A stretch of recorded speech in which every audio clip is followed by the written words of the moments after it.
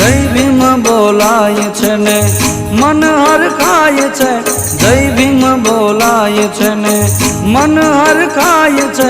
14મી April ઉજવાય રે, જન્મ દિવસ ભીમરાવનો, એવો જન્મ દિવસ ભીમરાવનો।